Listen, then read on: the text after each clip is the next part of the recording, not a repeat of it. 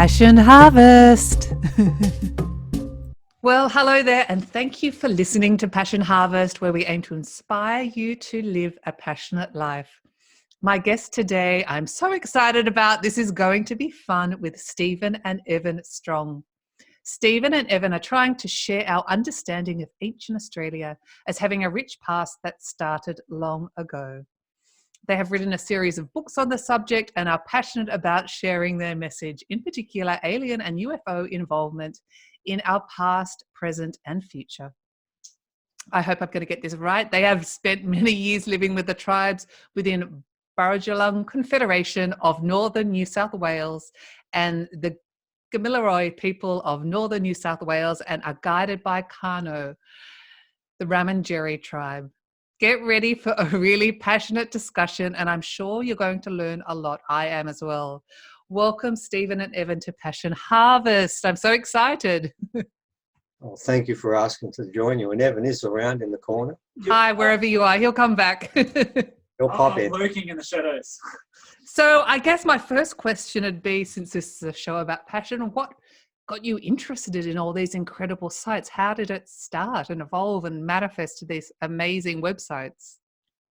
It began by proxy because I don't do archaeology and we don't do history. I was actually a teacher, and I was teaching Aboriginal studies and involved in writing up the curriculum for New South Wales in Australia. And I was teaching the course and got on well with the children, and therefore, because I got on well with the Aboriginal children, therefore the adults, and then they started to share with me their real history, and I realised that what we'd written up in the course, and I'm involved and I'm responsible for this too, was actually rubbish. All of it. It was so wrong. We had not got any of the original history right. So when they came back to do a rewrite, they asked me to come down, and I went down and basically said the rewrite has to involve all of the information you've got. If you go before Cook, nearly all of it's wrong. That went over like a ton of bricks with any department, particularly the Department of Education, because they know everything. And about 5 or 6 days later, I resigned from teaching and started making a huge economic mistake in writing books and talking about original culture as it was given to me by the elders. And that's basically what we've done ever since. We actually wait for elders to contact us to invite us on the country. We don't go ferreting around the countryside looking for things. We wait to be told. And when we go there, we work under the elders' direction. We're given the answer, which makes it a lot easier, and then we just work out the questions. So it's as simple as that. If the Department of Education had agreed to a rewrite, I'd still be teaching to this day. But because they didn't, I was backed into a corner. I knew what the truth was, and I knew they were lying.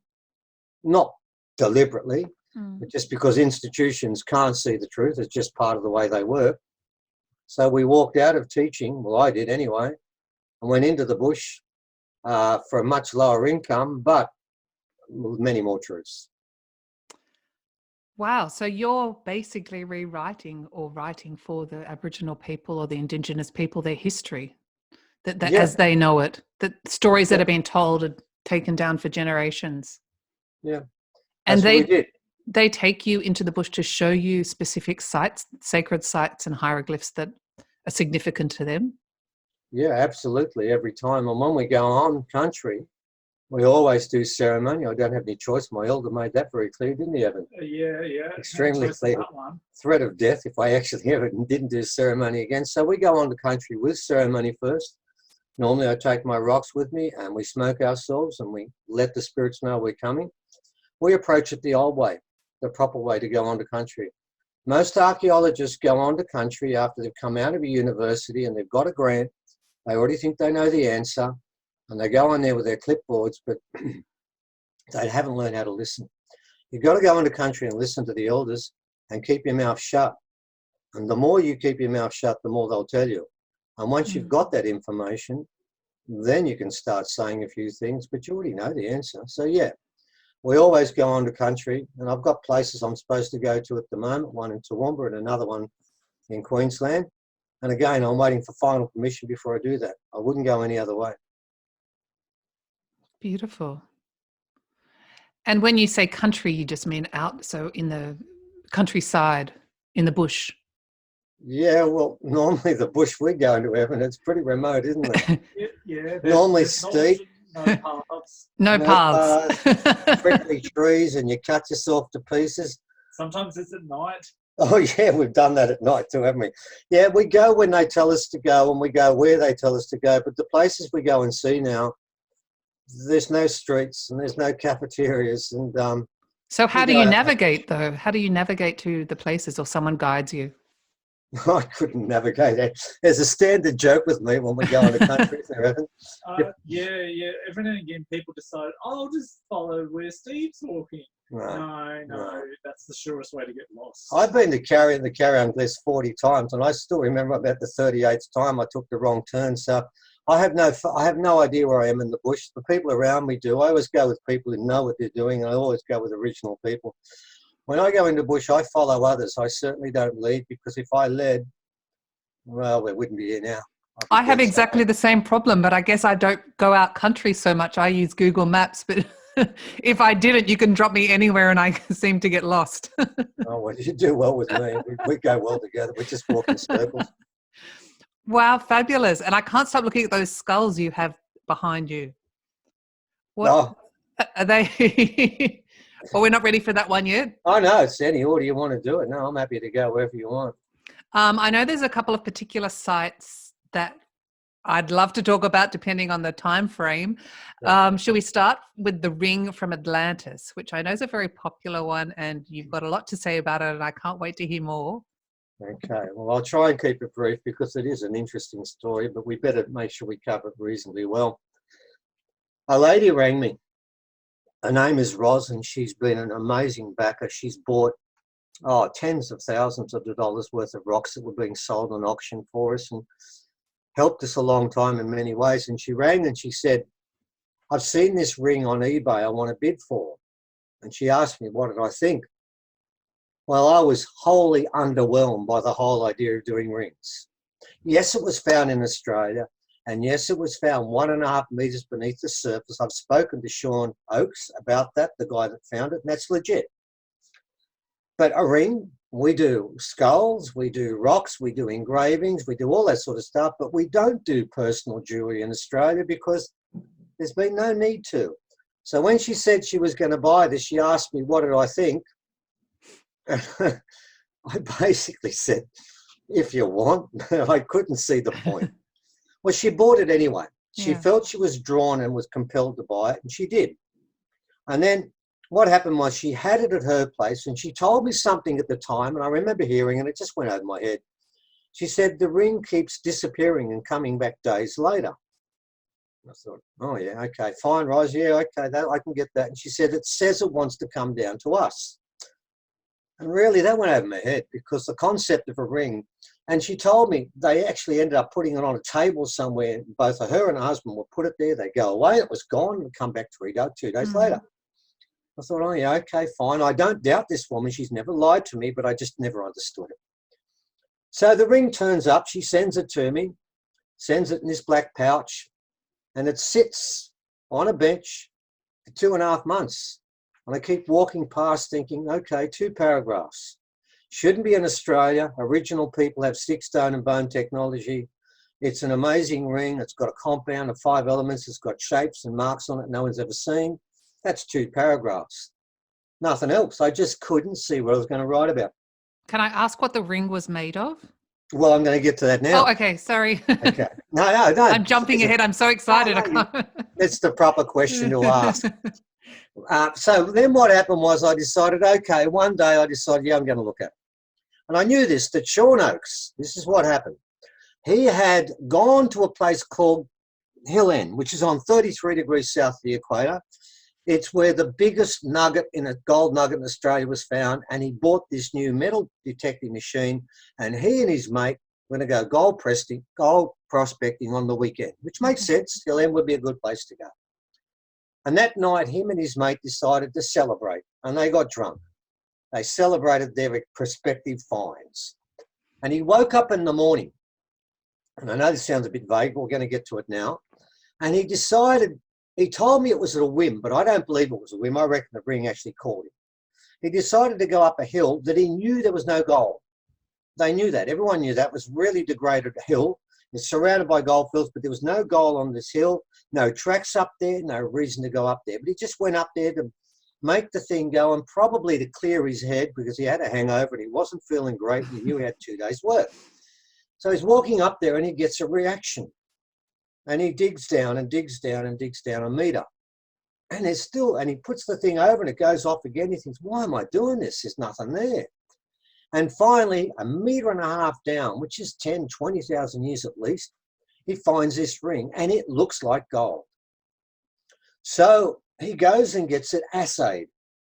And lo and behold, I've got the assay test and it goes to 4 decimal points. So we know exactly what's in there. And at the top of it, it says, no gold present, which is a great disappointment to this guy because he could see the ring was ancient and it had symbols on it. And he's thinking, if this is gold and it's that rare, he's going to get hundreds of thousands of dollars. Well, it turns out it's copper, zinc, lead, nickel, and iron.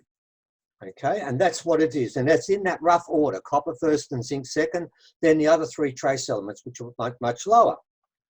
And he looks at that and thinks, well, that's not what I wanted. So he has it for a while and he had a major event with it where it gave him a clue there was something unusual about the ring, where he went away one day and he got a phone call from the police to say his house had been burgled and his car had been written off, which is not a great thing to get when you're on holidays. So he races back to his place, goes into his house, and there on the ground is the leather pouch. And guess what's missing? The ring. And he thinks, oh, well, they've come to steal the ring because he's told a few people about it. And you'll find out now, we've had offers for it that we know go into millions of dollars. Anyway, he doesn't know any of that. And he just thinks, oh, the ring's gone. So he goes down to see his car and down the end of the road, it's been written off. And that's quite bizarre because the police didn't know about the burglary. No one in the street knew about it. So why would you steal a car and then go off at 100 k's an hour and write the car off going around the corner? Wouldn't you just drive off slowly? But when he gets to the car, there's a tape around it, crime scene, the whole business. He goes around to the passenger side seat door, and there on the ground, the door's still open, the ring is sitting there. And the question he's asking himself is, did the car get crashed by these people speeding off? And did the ring just coincidentally drop out as he ran away? Or did the ring get involved? And his answer was the ring got involved. And I took that on board. So then what I did was, Evan normally does all the computer work. I think today, as you know, he turned it on. I don't know what's going on. Yeah. I don't do any of it, but he wasn't there that day. And I decided, okay, I'm going to write about the ring. I've got 5 elements here. I'll just punch them into the computer screen and hit search and see what comes up. Nothing. Not a thing.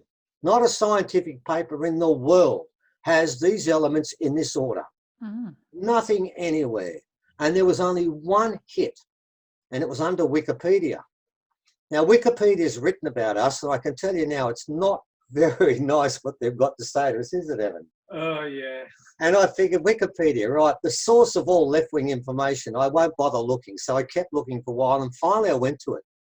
And lo and behold, when I got there, I see Plato, Pliny the Elder, Aphrodite, a poem about Aphrodite by Homer. And I think, hang on for a sec, I'm going to look at this in more detail.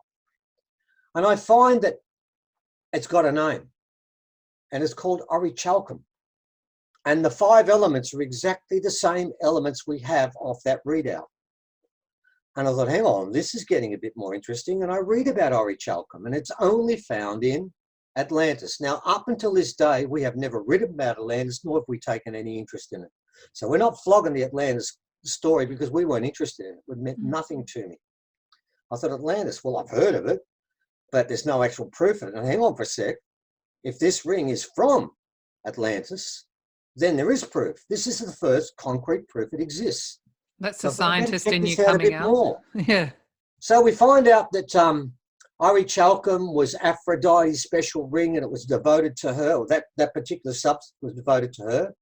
And in Atlantis, in the temple of Poseidon and Cleito, the inner sanctum the walls, the floor, and even the pillar with all the information based on it was only in orichalcum, and it had a gold dome on top. I thought to myself, well, hang on, now we're getting somewhere. This is a sacred metal. But then there was still one small, say, hitch in this story, because there has been one discovery of orichalcum made, and it was made in a 6th century BC Roman galleon. Now, I can tell you, Pliny the Elder said in the 1st century BC that the mines were exhausted. Plato said in the 4th century BC it no longer existed. But in the 6th century BC, we have a Roman galleon that has, I think, 38 ingots, is it, Evan? Something like that. Yeah, and they used it for their coins, not for a ring, but for the coins. So I thought, okay, we've got two possibilities now. It could be Rome or it could be Atlantis. So then what we did was we looked at the breakdown of the orichalcum found in the Roman ingots. I'm thinking now perhaps the Romans are mining the last mine that wasn't destroyed in Atlantis, and they're using that because obviously soon after it's gone and it's exhausted, and Pliny said that. But this is what we found. All of the orichalcum found in the Sicilian wreck is 75% or higher copper. Ours is 73.96% copper, so it's below. All of the orichalcum in the ingots in Sicily are 20% zinc. Ours is 25.6% zinc. And then here comes the clangor. The other 3 trace elements in the ingots are 5 to 10%. Ours were 0.5%. It's a bit like homeopathy, where you put in drops of something to give it a special flavour or efficiency. Mm. And I thought to myself, well, what we've got here is, yes, they've got the same order, and so have we, but every part of what we have is completely different from what the Romans were mining. So this ring, the one I actually have, oh God, pardon me, right now, and I normally just keep it on the bracelet, and I'm holding it up now. Is that the ring? That particular ring, right, is not Roman, because their mine, every part of what they had is different to ours. Our trace elements are 10 times less.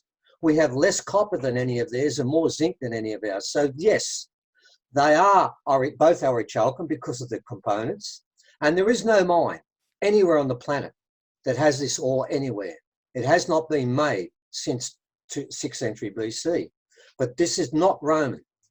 Now, that being the case, we then investigated the 2 markings on this ring, and we've got it up in articles and people can see it, and we've drawn it up. And we found, well, actually I didn't, the lady who bought this ring found that there's 2 markings. One has 4 and one has 5. And the one that has 4 is the Berber motif for Atlas, who was the son of Poseidon, and which Atlantis is named after. Wow. And if you've ever seen the statue of Atlas holding the world on his shoulders, the motif that runs around the bottom was taken from the Berbers and is exactly the same as this one. So we're thinking, hang on, we've got ore that is not Roman, is the Atlantis, that is the son of Poseidon. And then we had the other symbol. The other symbol were 5 circles, and each one of them is slightly different, with straight and horizontal lines above and below. Now, if I go to Plato, he tells me about Atlantis, and he talks about the inner ring of Atlantis being 5 rings of water and land. And this ring has 5 rings, and each one of them is different. They're not the same. And of course, the rings of water and land at Atlantis were not the same too. And it was traversed by horizontal and vertical roads. Well, lo and behold, above and below each of those rings is a horizontal line and a vertical line. So what we think we have here are the 5 rings of Atlantis and the son of Poseidon, who the name Atlantis came from, who was Atlas, on this ring. So between those 2 pieces of information, it became fairly obvious to me this is definitely one of the rings from Atlantis. Now here's the rub.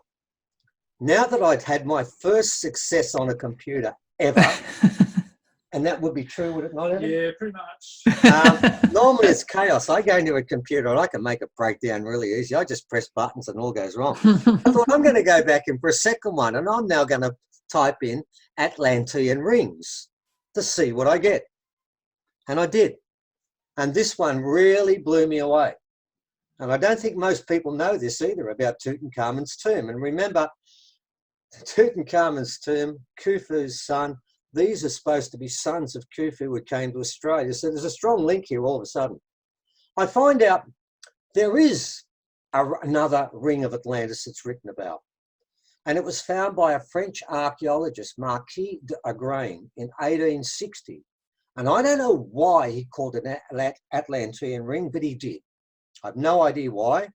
And he found it and brought it back to France. And his granddaughter married a gentleman called Andrew Bilazal. And he wrote a book in the 1810s, 1910s or 20s, I don't know when. And he said that the ring that he had could destroy all negative energy, be it invisible or visible. It was purely positive energy and could overcome anything. That's a huge claim to make. And of course, you can imagine that mainstream archaeologists en masse dismissed this book as a load of rubbish, except one archaeologist whose name was Howard Carter. Now, Howard Carter was the person who led the expedition into Tutankhamun's tomb. Now, Howard Carter went across to France and he saw this ring and he was very taken by it. And he was told by Bilazal that it's the markings on the ring that give it this magical power. So they made him an exact copy of this ring. He was given, and then when he wore that ring, he put it on his little finger. And if you find pictures of Howard Carter, and we found many of them, you will not find a picture after he went into that tomb where he doesn't have that ring on his little finger. So they made that copy. And what he then did was he had a dream that night when he put it on his finger that he would go to Egypt and make a major discovery. This is all true. So he goes off to Egypt with the copy, not the original, walks into Tutankhamun's tomb, which was cursed. And as you know, there were 18 people that walked in, and after about 6 months, only one was alive. And guess who it was? It was Carter. And he lived for another 30 years. Why did he live for another 30 years? Why is it he didn't die and they did? Because he wore the ring that repels all negative forces, be they invisible or visible. And that's what Bilazal wrote. And Carter believed in it. And we happen to know someone who was in the Carter family, don't we, Evan? Yes, we do. And I think what he did was when he passed on, he gave it to an auntie, didn't he? Yep. And she wore it, like I do, as a necklace, and it's still in that family, and they're only protecting the copy. My understanding is the original ring is incredibly powerful and incredibly magic. So we know of 2 rings, and this is where it gets very Tolkien-esque. We firmly believe, we've been given information to believe a 3rd ring was made, and it's purely evil. Remember Tolkien's story, Lord of the Rings, is based on a Scandinavian myth of 3 rings that ruled the world. We believe those rings were made in Lemuria and Atlantis, and they did rule the world. Tolkien, most myths on this planet are based in truth, and we believe that Tolkien was writing about these rings. So we knew that particular ring, and we also then, and of course that backed me into a situation where if that ring was magic, this ring, which has been tampered with, because on the 5th ring, there's been another cup made, and on the other side of the ring, it's missing. So this ring was actually, and if you hold it up, you will see that it's not quite circular. It's been bent. And there is an extra cup there which goes through the other side. It was cut, tampered with, and destroyed to an extent, because we do know in this ring, it was purely good also, and evil was placed inside it. And you need to understand, ladies and gentlemen, the statue of Atlas holding the world on his shoulders was not veneration. He had led an insurrection in the temple and was punished for doing so. And he was holding the world because he created problems for the planet. We believe Atlantis fell because this ring was tampered with, and it contains both good and evil within it. And of course, that's where it gets difficult for me, because now we're talking about magic. And we have seen, and I can't go into details today, but we have seen when the ring was stolen off us, we've seen what the evil side is like, haven't we, Evan? Oh, yeah. Yeah, we were nearly killed one night. Because you didn't have the ring. We didn't have the ring, and the person, see, this ring, what it does is the person who wears it or holds it, if you're evil, it feeds it. If you're primarily good, because no one's perfect on this planet, none of us are, it will feed that. And the person who stole the ring from us, we were warned by my elders and by psychics we're going to be attacked that night. And I think Evan went to bed without any and woke up with 9 ticks. And he's allergic to ticks, they can kill him. Me too. And this was in the middle of winter when there's no ticks around. I was nearly killed also that night. It was a long and involved story.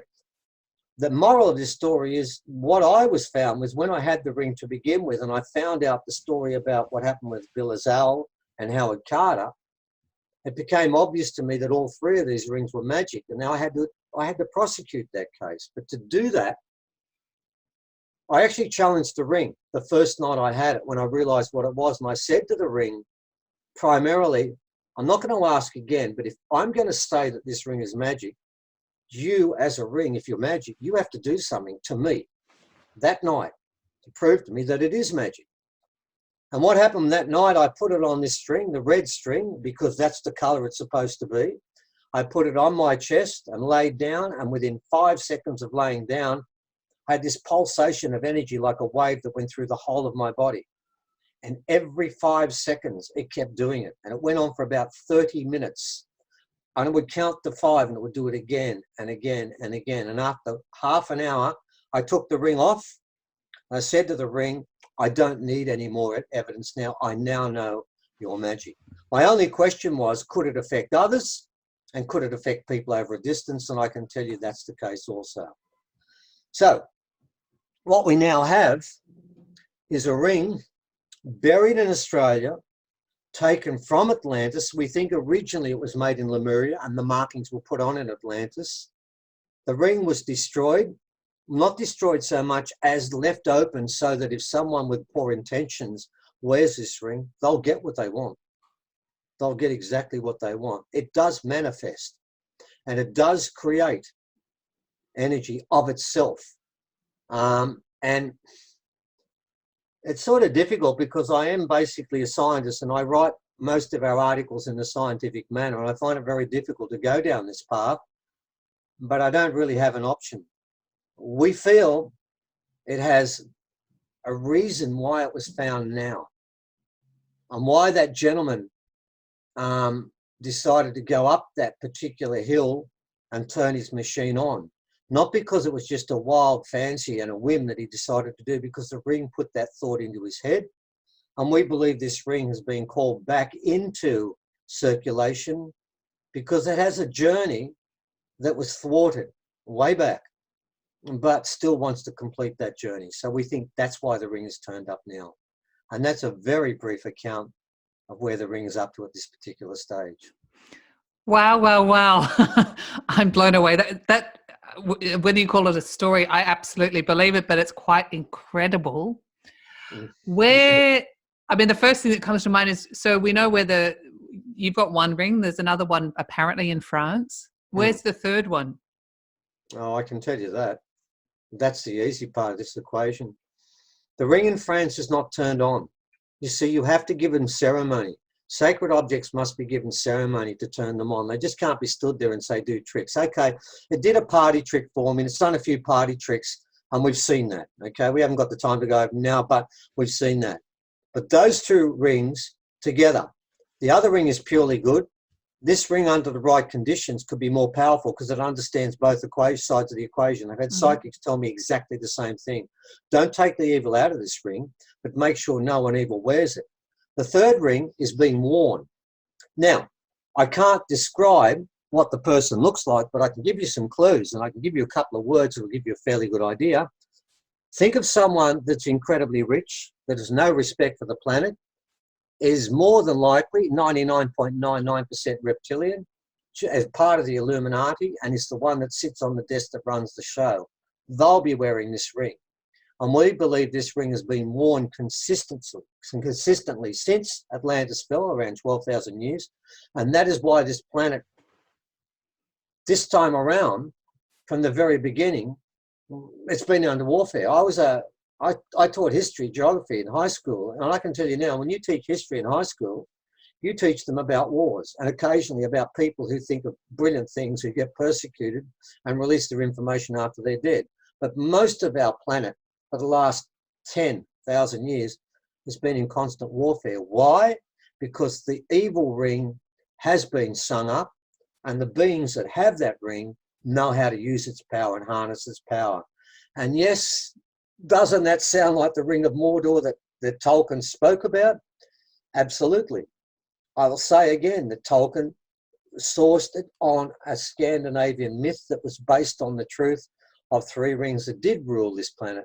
But remember, to begin with, the ring in France and this one, until it was broken, there would have been two rings that were positive and one that is negative. Now, some people have asked me, well, why would anyone make an evil ring? And the answer is obvious. I'm an original person, and we respect and revere evil, because without it, this planet would be useless. If it was purely good, if everything was good, then our soul would never be challenged with the inequity, the unfairness, and the things that go wrong, and we know they're wrong. And the people who do these horrible things, if they weren't there, what would you learn when you incarnated here? When you went back to heaven, or whatever you want to call it, they'd say, well, what was it like? Beautiful scenery, some pretty birds and some great looking fish. What did you learn? Oh, I learned it was really nice there, but what challenges did you go? Oh, no challenges. I just went on a lovely scenic tour for 80 years and then died. Oh, where's the point going? If there is no evil on this planet, there's no chess game. And without that chess game, God and the devil can't play a game. There has to be evil here. So that third ring had to be made. We always have to have that chance to drop away, to make mistakes, to fall away from what we're supposed to do. If there was no challenge, don't come to this place. So that was made. But this ring was supposed to be 2 in 1. This ring, I think it was meant to happen. So it becomes 1.5 and 1.5, because this ring can go either way. And to an extent, and I haven't said this before, and this probably isn't going to help us any, we believe we found the ceremony to turn this ring on. And we've given it to it 3 times, and we believe each time it's got stronger. That probably isn't going to do me any long-term favours, because I do know that the wearer of the other ring would become more powerful if he had this ring also. That would make his power far greater. And honestly, there's so much evil on this planet now. Oh, that's the other reason why this ring's back. There's too much. It has to stop for a while. Evil has to step away. This planet has to be cleansed. And if we don't cleanse it soon, very soon, the planet will cleanse itself. Wow. Okay. I'm just trying to digest all that incredible information. Do you mind, and everyone who's listening, you're going to have to watch this on YouTube, because do you mind just holding up the ring so we can have a look at it? I'll try and get it as close as I can. You'll see there's, I'll sort of spin it around as we go. You'll see there's a 4 mil by 4 mil piece, and there's a caption in there, and then we've got a 2 by 2 mil piece on the other side there, 2 by 4 rather. It runs all the way around there. You probably won't see the engravings that well. You'll have to look on our website to see that. It's pretty difficult. But when you can see when the gold prospector got this, it has the color of gold. In fact, I think the Romans call it mountain gold. It looks like it is gold, and he really thought he'd hit. Actually, it turned out it's far more valuable, because it is the only ring like this in Australia, on the planet. There's nothing like it anywhere. So why, oh gosh, we've got to move on. I've got so many questions for you, but why do you wear it around your neck and not on your finger? Well, because I wore it on my finger once, I think, when we had a meeting the day before it was taken off. And what happened to my finger, Evan? What did it do? Turned a greeny colour. Turned greenish blue straight away. Because to put it on your finger, apparently I'm the only male who can put it on my finger. There's 3 women who can. And we believe when the change takes place, the whole of this planet will become matrilineal, and the women will then wear this ring to make decisions. I don't put it on my finger unless I need wisdom, or I'm looking at something where I need guidance, or when we do ceremony with it. The rest of the time, it sits like this, on this, and then it sits on my chest. So I'm in contact with it, but to put it on your finger should not be done lightly. For any other male, and I've let other people put it in their palm like this for half a minute. There's one gentleman who put the ring in his palm like that. He came and saw us, didn't he, Evan? Yeah. Everyone probably wants to touch it, right? The first thing when people meet you, can I have a look at the ring? Yeah. Well, actually, 2 months later, he's still got the circle on his palm. It hasn't gone away. What happens to me? Yes, people do come up and ask, can they put it in their hand and can they touch it? And the answer is no, no, no. But occasionally, if I meet someone whose soul is really developed, and I've met a few, I let them hold it between their hands for 1 minute. And I make the point straight away, do not put it on your finger or you will be on the ground, and there's nothing I can do to help you because it will not react to that. For reasons I don't fully understand, I'm the only male that can actually put it on, and I always put it on this finger here. It'll be placed on that one, which I've done just now because I am talking about it, and you'll notice straight after I took it off again. So no, I don't put it on there because I don't think until the time is right, I don't think it's a great idea that I do put it on, and when that happens, I'll need it for certain reasons. But in the meantime, it stays with me.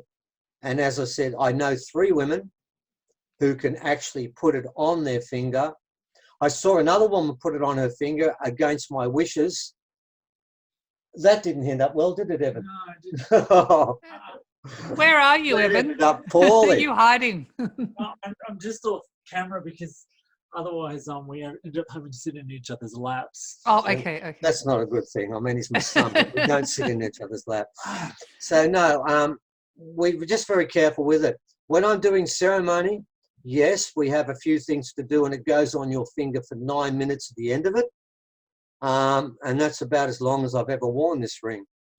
It is old. It is incredibly magic, and it certainly, I believe, 110% has a role in the change that's coming, and therefore it's got to be looked after. And it's not, I shouldn't be worn as a party trick. So no, I don't put it on my finger much. I did to begin with, because whenever I get a new rock, a sacred rock, I carry it for days before I even start looking at it to get to feel what the rock is about and its magic and power within. And with the ring, I put it on my finger in a day and a half. And after of course, reading Lord of the Rings and all the rest, I thought, well, then I'm done for. And I can share one thing with you. Tolkien was right.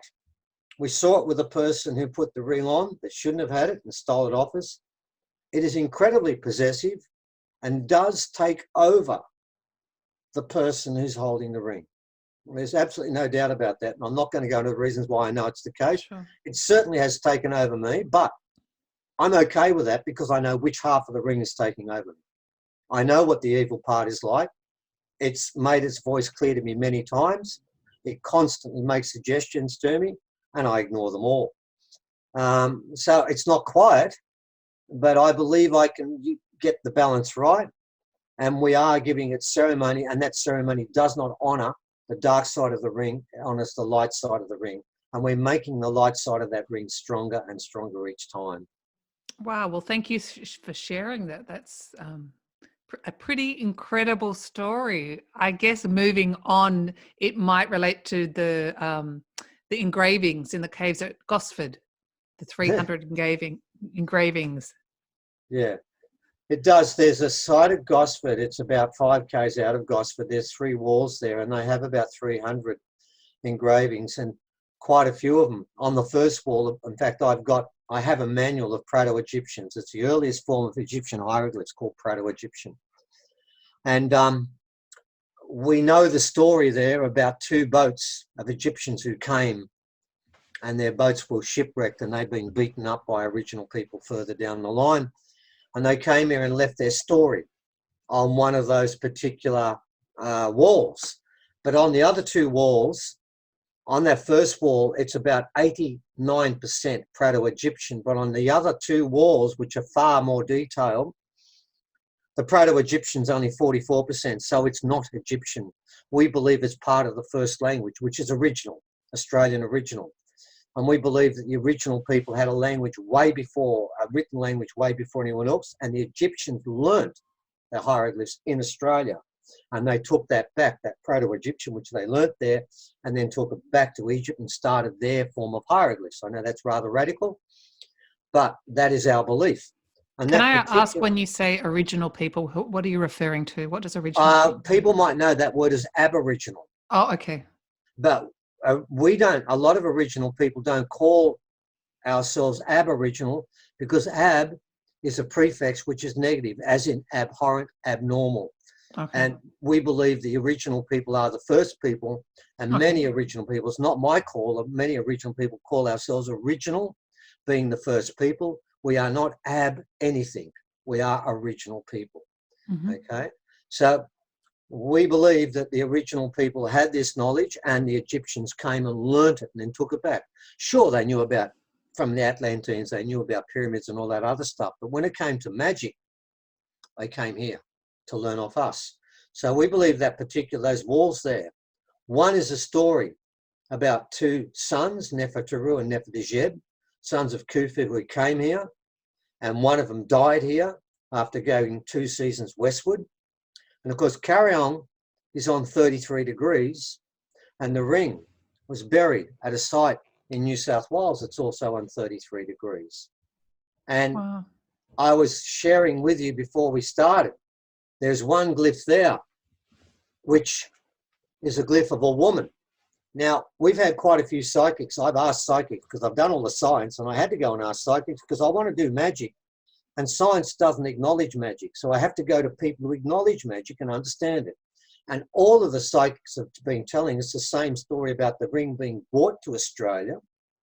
And quite a few of them were very specific about where. They said that they landed at Carryong, which is why the Egyptians went to Carryong also. And it's worth bearing in mind that Nefertari, when he got to Carryong, went 2 seasons westward, according to the glyphs. Well, if you walked 2 seasons, which is 6 months westward, you would get to Hill End, where the ring was buried. Well, the interesting part is that there's a set of Egyptian glyphs, and I'm sure that's right. And there's a large section of original glyphs about the Pleiadians coming. It's as simple as that, in the beginning of life, and the mixture between Pleiadians and us. And then there's one glyph on the floor, which is the largest genuine glyph there. And it is of a woman, and as you pointed out before I told you, who is pregnant. And she holds a staff. Now, I know the glyph for that, and that glyph is called a golden staff. She has 2 hands on it, and above and below is half a ring, and it's cut. Remember, I told you before, this ring is being cut. Yes. So I found it interesting that half the ring was above, and then there's a cut, then half was below, and it's a cut. And she's standing on the ground. Now, the ring was buried in the ground, and it was buried in a place where it's a gold field. Now, remember, in the inner sanctum of the temple, it is gold and orichalcum. So this time the orichalcum is the minor component and buried near gold. And each of these psychics told me that the woman that was holding this on the rod was standing at Carryong and looking west. So I start to look at that glyph, which was always the most mysterious one of all of them. I could never work out what it's about. And I now see it is a woman. She's pregnant, fully pregnant, like 8 months and 3 weeks and 4 days. And she's holding a staff. And many of those psychics told me that she couldn't put the ring on her finger, so she carried it in a golden staff to Australia. So I now have what I think is absolute proof that what the psychics was telling me has been validated at that very special place where the glyphs can be found today. And of course, the third part of that narrative is all about the one dreaming story that goes to every tribe in Australia. Because all of our dreaming stories are land specific except one. And that's called the 7 Sisters from the Pleiades. And we believe that that narrative on the other 2 walls, and of course the most common glyph there, is what the public calls, we never called it this, the public calls it the UFO glyphs. There's 8 of them. And there's 8 of them. 3 are plummeting and 4 are landing because we believe the ship was shot down. And our elder from that particular place, the Darkinong elder, last full descent Darkinong elder, Arnie Bev, told us that ship crashed in the waters of Bambara, which is 2 k's from where the actual glyph is. And that particular glyph, it says it's Khufu's sons, but there is actually a star map directly above the glyph that was dated by Sydney Uni.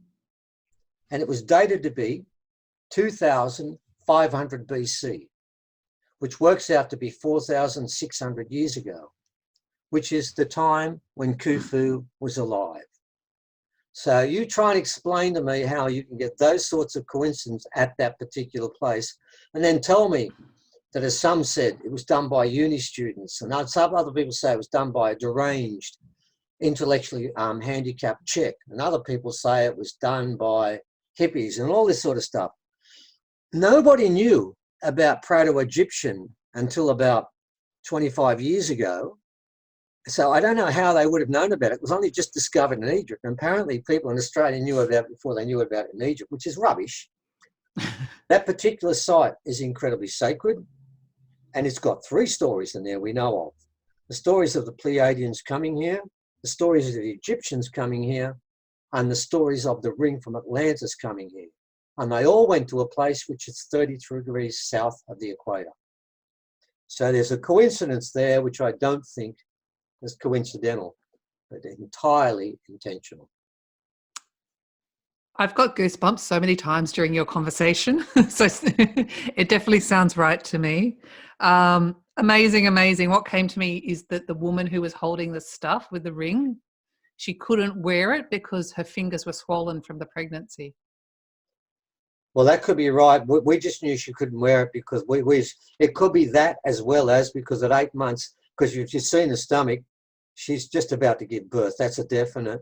It could be that, or it could also be, from my understanding, I don't think she was able to wear it. My understanding is because there's inscriptions in there, and I know the inscriptions were on the center pillar, it would have to be the wife of Poseidon, it's Cleito, which is her only mortal wife. And of course, her first son was Atlas. And by the way, Poseidon slept with virtually every woman on the planet. That's a given. You only have to read the story. But she was chosen specially. And I've got a suspicion, from what I've been told, she never put it on there because it was her job. And I remember one psychic said, there's new land, new hope at this place. It was taken away from Atlantis when it was being destroyed. And her job wasn't to wear it, but to bury it and then wait for a time when it recalled and would bring itself back. And we obviously believe 110% that gentleman, his name is Sean Oakes, and he's prepared to put both his names up, isn't he, Evan? He said he would. So people are going to challenge me and say, we made it. No, you go and see that bloke. He'll tell you about what happened, and he had a mate with him when they found it. So that part's covered. We didn't make it. They found it. And I believe that maybe she could have worn it, but maybe from the time it left Atlantis, it wasn't to go onto a finger until we came back, or maybe you couldn't have fitted on anyway, because it is quite thin. I'm very thin myself, and I can get it on that finger, but I can't get it on these 2 fingers. But we do know it was much thicker at one stage. I don't know how thick it was, but obviously part of it's cut away.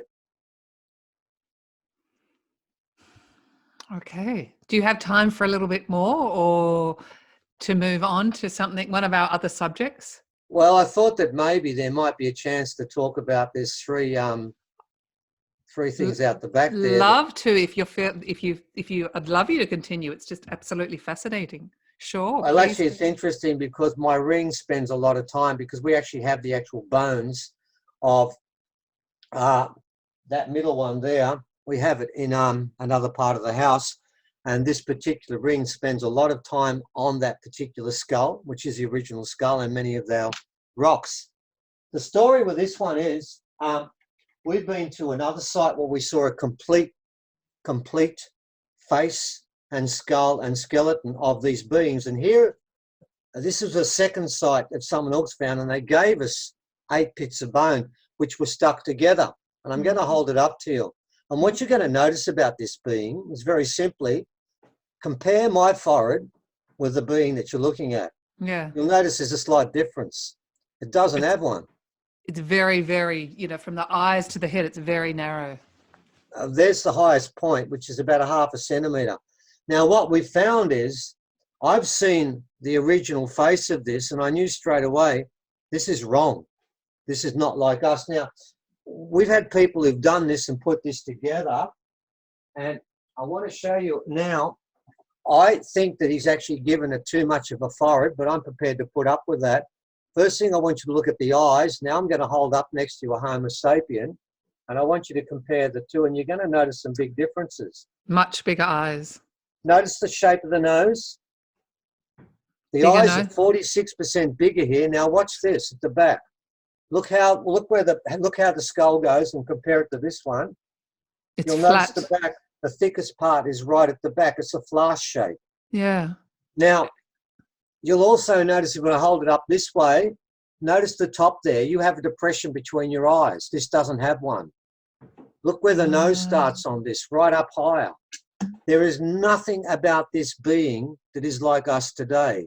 Most importantly is the skull of this. This is around 1700 CC.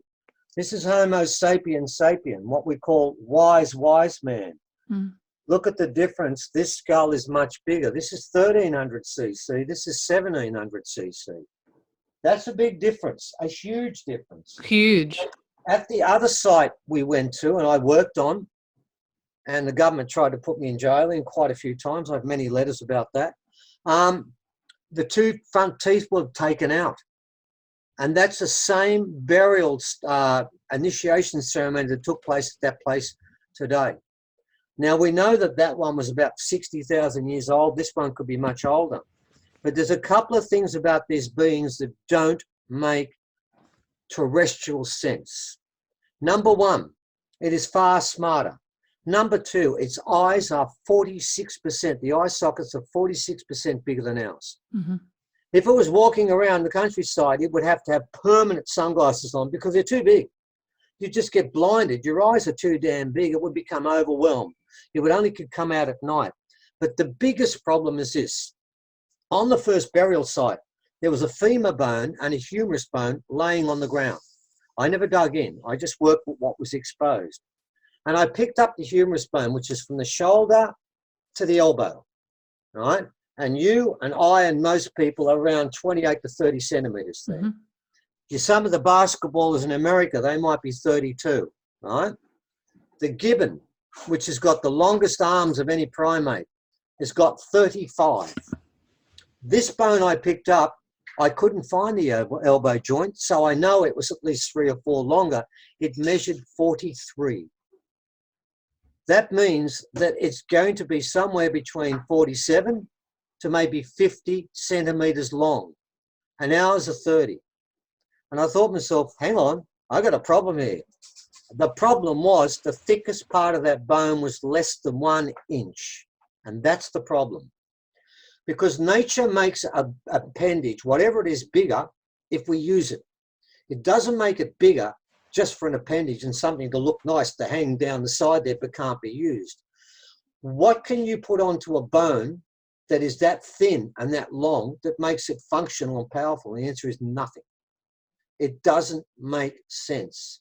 If this is a primate that's going out during the daytime, the eyes are too big and it's got arms that are useless because there's no ligaments and muscles that would be big enough to make it worthwhile anything. If I threw a ball at it and tried to catch it, it could break itself trying to catch it because it just doesn't work. But if this being was born in a place where there was less sunlight and half the gravity, then that arm would work.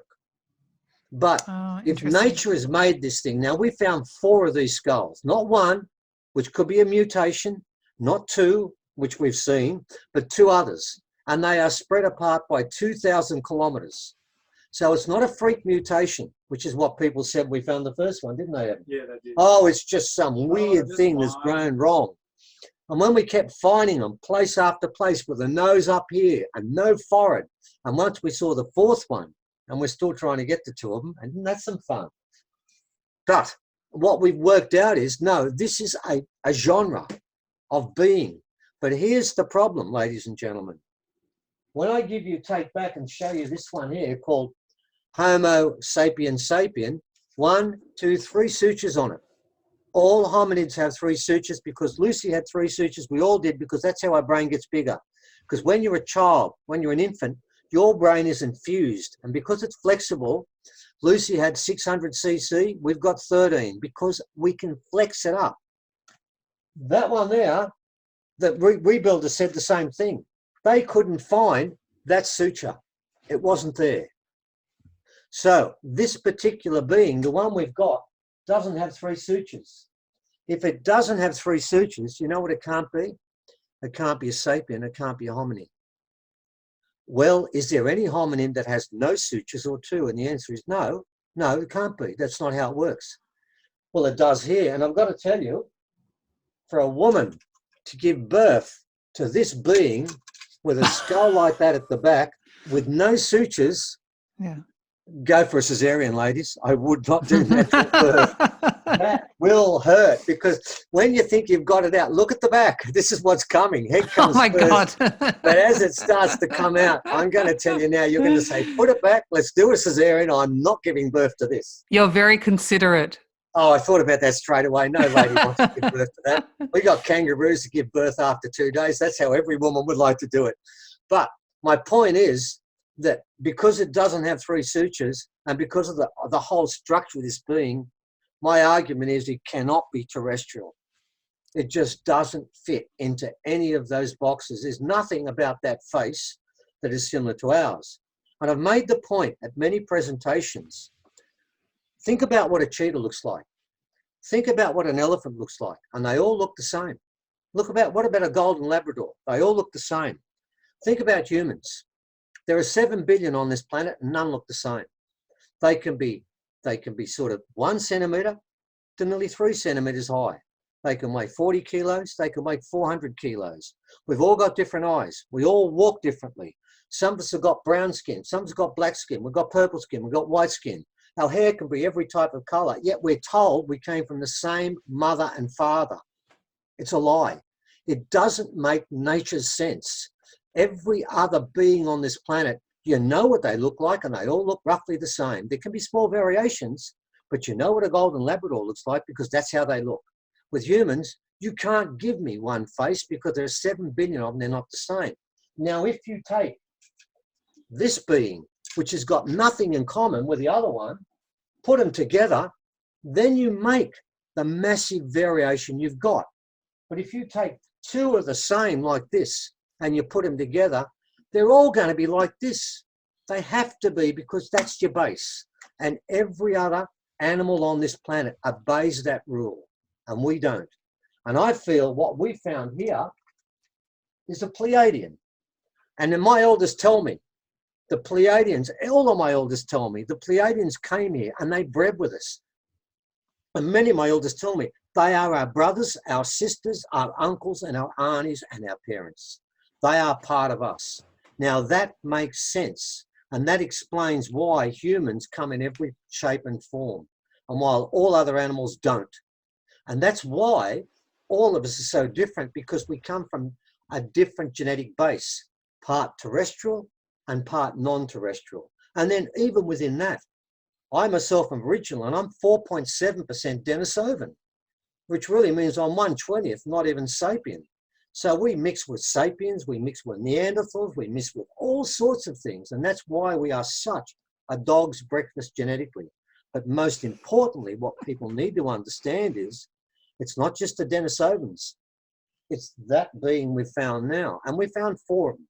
So that what that means is that we've got to understand something. We are actually galactic citizens. We've got to get our head around the fact that we think we're just on this planet. There are many other life forms in the cosmos, and so many of them are so enamored and locked into what happens on this planet. You've got to understand that, ladies and gentlemen. That's really the important part of this equation. The question we should be asking is, why would they bother with us? I mean, check out our history. Why would you come to go and watch cranky apes fight each other all the time. There doesn't seem any point in that. So they've come for a reason, and they're here for a reason, and their genetics are in us for that reason also. So we believe that those beings, this one over on this side, is part of our ancestry, and I think we need to understand that. I can tell you that the New South Wales, the government in Australia are fully aware of what we've got, and I'm not quite sure, but this might sound quite odd. No, not after this conversation. No, this is the odd part. Like, oh, okay, now we're getting odd. This is the odd part, that after me getting, 10 pieces of correspondence threatening to put me in jail and telling me how they were going to do it, they now said they're going to help me. Oh. And what I want is one thing. I want this piece, this one here. We have the bones at home right now, and they know we have the bones in our house, and they've given us permission to store them. I want one of those bones, just one, that small piece up there. I want the rest buried. I want to put on site tomorrow if I could. I want that small piece checked for mitochondrial DNA, for genome patterning. We've got an expert in Australia that can do their teeth and do full science and find out what is the genome pattern of this being. And I'm going to tell you now, the genome pattern of this being that makes this thing grow the way it is without a forehead, with massive eyes, with a nose that starts up here, with a flask at the back, it's not the same genes that we've got that program our head. It's something completely different, and it's not from this planet. Because if you look at that, Lucy, which has got 600 cc, has a bigger forehead. But when you look at the back, you realise, oh God, there's the rest of the brain, but it runs backwards. Most of our brain is above our eyes. Only 5% of the brain of this being is above their eyes. It's not us. It's something completely different.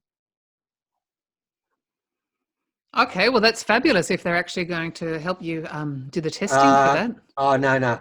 If it was only that easy. Okay. There is a lot of politics to go through. We are a long way off getting tested. I've got an academic in Australia. I've taken those bones to, and he looked at it straight away, and he agreed with me. It don't fit. It doesn't fit. I'm not allowed to say exactly what he did say because someone said that, and then all sorts of people asked him, didn't they? Okay. He said it doesn't fit. That's all I'm prepared to say. And he's prepared to do that testing. He's got the machines to do it. He can date it. He can give us a date. He can do all that. So why are you going to proceed with doing that?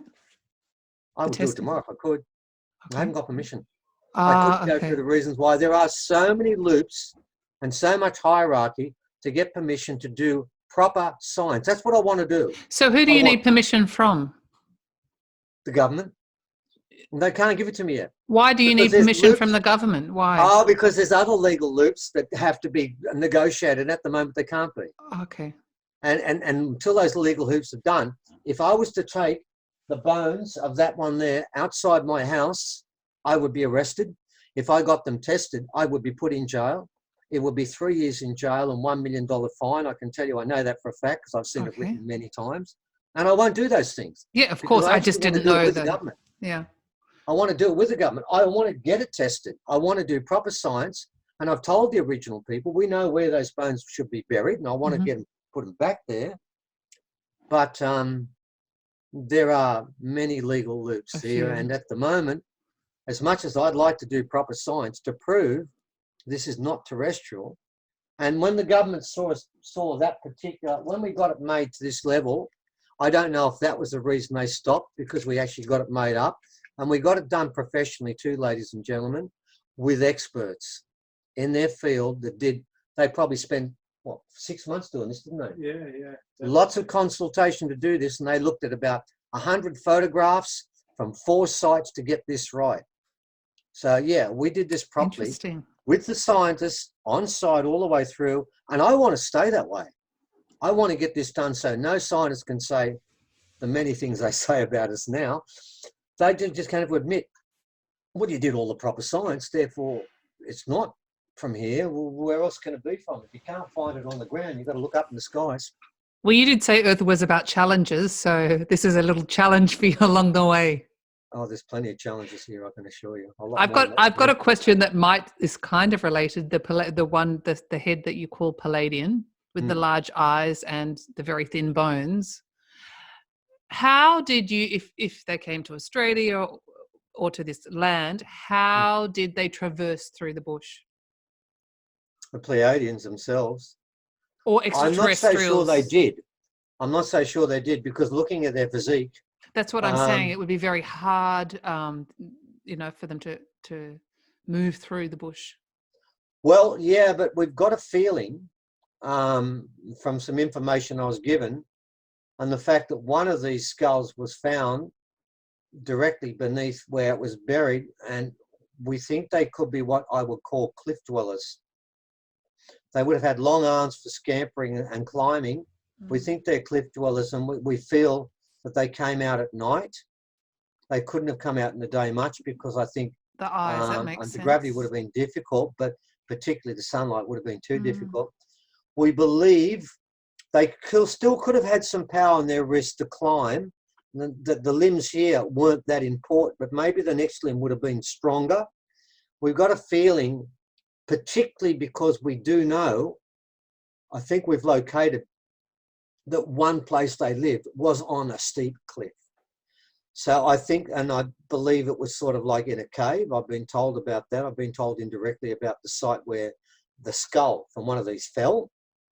And within about, no more than 40 kilometres away, Jim Bowler found a site there which has been dated at 120,000 years with the best science in Australia, which means this story about Africans coming to Australia 50,000 years ago is rubbish. It always was rubbish. We're not related to Africans at all. They're related to us. It's the other way around. But no, we feel like they're coming out more at night time. And I feel like those arms are functional, but not for anything other than maybe just climbing and scampering because of the length you would have had, but certainly not for picking up big sticks and throwing them and sort of fighting, because that's not what they'd be there for. But clambering around the side of places could work. It could work. Very interesting. Wow, what an incredible discussion. Well, welcome to Australia. Wow. I don't know, does Evan want to have a chat or anything to talk about? I mean, obviously I could talk to you for hours, but in the concept of time, this time that we call. Anything you want to say, Evan? The only thing is probably worth adding is that we've got that event coming up in Byron. Yes. Yeah. So I know you have an event coming up in Byron at the end of this month. End of November. End of November. End of November. And I'll share with you one thing that came about, and it was actually reinforced by a phone call I got about 2 days ago by an elder. Over the last year and a half, elder after elder from all over the country has been telling me exactly the same story, and they don't know each other. In fact, when we ring up, when you elders speak to us, we always start by saying, you do know about the change, and they always do, don't they, Evan? Yep. And what we were told is this, and it's worth sharing with your mob. Please. This is a prophecy that is so consistent. When I first heard it, I sat on 50% and I hoped to God it would happen. I now sit on 95%, and I'm a cynical scientist, and I'm so close to being 100%, but I could never do that. What I was told was that, yes, the Pleiadians came and then left, but there was a deal that if we sung them and called them, they'd come back if things were really getting out of control. And I was told they were sung. And the very first elder that rang me and told me about this was 2 years ago from Victoria. And I think it's okay to say his name, Brendan, isn't it? Brendan Murray. He lives Old Way, a really strong Old Way. Lives in the bush, lives proper in the bush, lives just like things used to be. And he told me this story. And he said to me, they're coming. Our brothers and sisters, we call them, they're coming. And they're coming as I speak now, and they'll be here soon. I said, well, Brendan, what do you mean? And I've asked others the same question. He said, no, they're coming, and they're going to give us a chance before the earth heals itself for us to heal this planet. And then he told me what was going to take place, part of which I can tell you and part I can't. He said they're going to come and they're going to hover above Uluru. Some people know it as Ayers Rock. Its proper name, original name is Uluru. And it's a sacred place for us. There are 5 sacred places in Australia, 5 really strong ley lines that resonate around Australia. And they said this, he said if there were the right number of people in Australia it would take all their energy, didn't matter where they were, concentrate it in that ship, and then shoot that energy into that rock, Uluru. And then that would run out the 5 lines and then activate those 5 sacred sites in Australia, like a web. And then that would go to every sacred site in the world and energize every one of them. He then said what will then happen is the earth will resonate at 2 different vibrations at the same time. You probably know the Schumann resonance story about how it's peaked up to 140, then gone back to 7 or 8. He was telling me it will stay at 140 forever. And there will be 2 resonations, one high, one low. And he said, then what will happen is each person will judge themselves and they will go to the resonance that suits their soul. If they are a CEO without heart, 99% of the reptilians, the Illuminati, the businessmen, the politicians, not all of them, but many of them, who are working at the base level, that work for money and with no respect for the environment and what should happen, they will resonate towards the lower level. And those who are more enlightened will go towards the higher level. And he said, what will then happen is it is impossible for anywhere on the cosmos for any planet to be in 2 vibrations at the same time. One must vanish, and it will be the lower resonance. It will vanish completely. And he said, when that vanishes, so do to all those people who go to that side. He said, you'll see them like a shadow, and they'll see you like a shadow, but we can't mix. We'll walk past each other, but we're in different places. And I remember to finish asking him, I said, so those people in the lower vibration, I suppose they'll die and incarnate and come back. And I've been told by all of them the same thing. They all say the same thing. No, this is the choice for each soul. The ones who've come back here have come back time after time after time and kept making mistakes. This is your last time. The bar's going to be lowered. You don't have to be a saint anymore. It was about 15 meters high. It's gone down to 1 inch. All you got to do is jump over and just be a good person, basically. And I did say at the time, I'm worried about one thing. I said, because you know what's going to happen. When that ship comes, all those ones on the other side are going to say, oh, shit, the hippies were right. I want to become one of them. He said, no. They make their decision before that happens. Their soul will be set into concrete before we come. And basically, the presentations we've given and this particular talk we're giving is called Our Alien Ancestry, What Comes Next? And it is really about that. We're going to do part of it, and the other 2 people that are going to do one section, James Bartley's going to talk about UFOs and proof they're there. Leah's going to talk about meeting aliens and the different types of aliens and their personalities, a bit like Meet the Fockers to an extent, and to get to know what they're like and their expectations of us. And then Brendan is going to talk about, he's been doing a lot of work about the science of telepathy and telekinesis and all the talents that we actually do have. Every being on this planet is magic. We just don't know that anymore. It's been taken away from us. And that's what's going to happen in the future. So what we're trying to do is do a thematic approach based around the prophecy of the change that's taking place. And I know that prophecy is not just with the original people. I've heard the Hopi, the Inuit, the Navajo, people from all of the Mayans are talking about the change that is coming. And I also know that those people, the ones that wear the other ring, they know this change is coming too. And that's why they're making this world so fearful and so full of fear of losing your mortgage, fear of terrorism, fear of everything. So that and here's the rub with this story, when the Pleiadians come, they need a certain number of souls that are awakened. And if that number's not there, it'll be very much like a Hitchhiker's Guide to the Galaxy, where the whales fly off and say, thanks for the fish. They'll leave us. And then the earth will basically destroy humanity as it cleans the planet. So it really comes down to a choosing point. Does the earth clean itself of us and all of humanity? Or do we cleanse ourselves to begin with? And if there is the right number of people in Australia, and it does start in Australia, I'm not making this an egocentric thing, but the Pleiadians came here first, and Pleiadians only are allowed to live in Australia. No other group In the rest of the world, all sorts of beings from other places have been there. But this was a no-go zone for them alone. And they started this concept to begin with. They came first, and they're coming back to possibly cleanse the planet. But that, he actually rang me 3 days ago because he's never given me a time. And Brendan said, it's next year. Now, I don't know if that's right or not. Next year. He said, they're coming. They'll be here next year. He said he's already seen the blue light shooting out of the sky near where he camps, because he camps in the bush. They're about. But those ones that are about now are not the main ship, because only the main ship. Remember, the rule is this. Of course, the Draconians and reptilians don't play by these rules, nor do the Greys, but for the rest of them, they can't directly interfere. What the Pleiadians are doing is not interfering. They're amplifying what we have ourselves. And if there's not enough of it, they say, we came, we tried, but you just didn't measure up this time, you're done for. And then they leave us.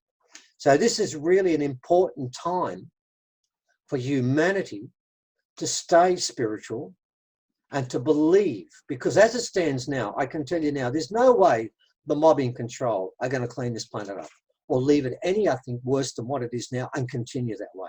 They're too locked into money, they're too locked into greed, they're too locked into filthying the place up, and they're too locked into all the things they're doing now. The token gestures they make no difference. Remember, ladies and gentlemen, 2% of our insects are dying each year. Within 40 years, there'll be no insects left on this planet. You can forget global warming, whether you want to argue for or against it. If there's no insects on this planet, we die. It's that close. The bees are disappearing. The insects disappear. When they leave the planet will die. Life dies with them. It's getting that close, and that's why they're coming. Because they know we don't have hundreds of years. We've got 2 generations, 1 generation before the planet will implode, and it will clean itself up. So this is a time, the presentation we've done for the first time is not a mixture of people who do different stories, but it's thematic. We're putting the speakers in an order so they all lead into one another on the first day.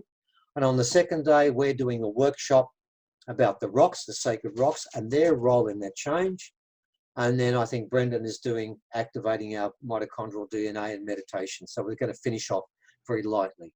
So it's 2 days, or 1.5 days, about the change that my Everyone elders keep telling should go me. there. It sounds absolutely unbelievable. So, well, hopefully we get enough people there, because we're very lucky. The people that own this place have given us the hall for free. It would have cost us $1,000. So what we're doing is we're doing something unusual. We're going to arrange the whole thing, and we're not going to charge any either. And therefore, this time, what we're going to do is the speakers who normally go in Australia, when you go in Australia, speakers normally, with the exception of one person, never get paid, because the organisers, by the time they pay for the place and do the organisation, there's no money left. yeah. What we're going to do is we're going to split all the money between the 5 people involved in speaking and give them the cut each, 20% each. So that's going to be different from the point of view they'll actually get paid for a change. But more importantly, this is all about an original prophecy of a change and what we're going to do from now on. And we always do this now. All our presentations are about that oncoming change and how we have to prepare ourselves.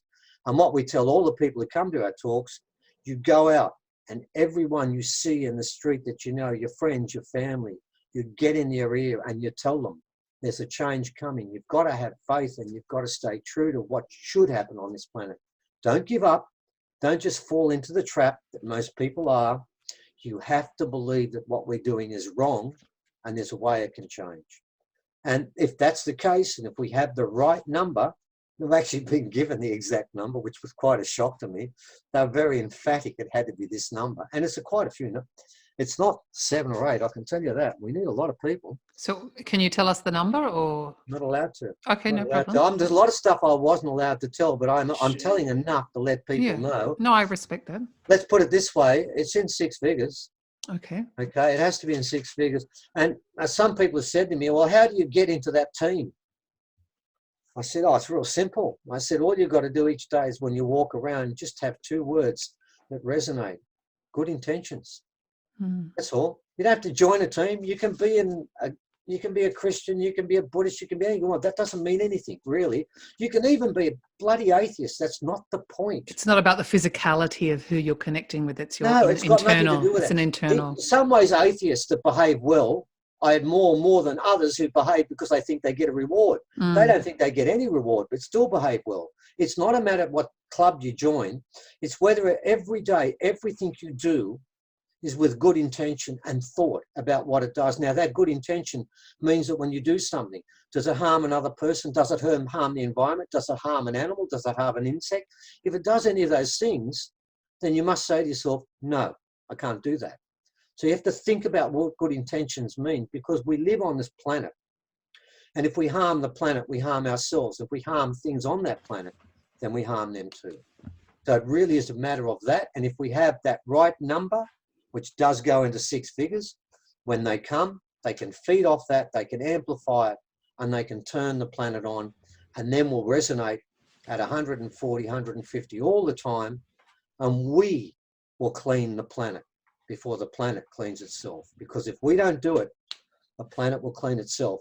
And this will be the 5th extinction, because we've been extincted out quite a few times before, and every time we did the same thing we're doing now. We let technology take over, and our magic and spirituality, we just ignored it. And we're doing it again, and this is the worst time. We've done it worse than even with Atlantis and Lemuria. So this time is the final time. It's the judgment time. But you're the judge. There isn't someone in the sky is going to judge you. Your soul and your karma will judge you. And if that happens on that day, you can't change sides then. It's over and done for. It's over and done before they come. So that's what the elders tell me, and that's what we prosecute. Well, wow. Thank you so much for sharing that message and all your incredible stories with us on Passion Harvest. It's been such an honor. It's a pleasure. And thanks for asking. We appreciate that. A chance to get the wisdom out and the knowledge out. And it's not our wisdom, it's not our knowledge. It's just what we're told by others who know things that we should all know. And we're going to learn very soon, one way or the other. And for anyone that's listening or watching, please look at the show notes. All Stephen and Evan's details will be in the show notes. Stephen and Evan, wherever you are. He's back. Thank you. We'll call you the IT. IT department. That was amazing. Thank you so much for being on Passion Harvest. So and good luck with your next talk and all the incredible things you're doing. Good luck. I don't know what to say. Wow. Amazing. Thanks for sharing your journey. Bye. No worries. See you later. Thanks a lot. Thank you.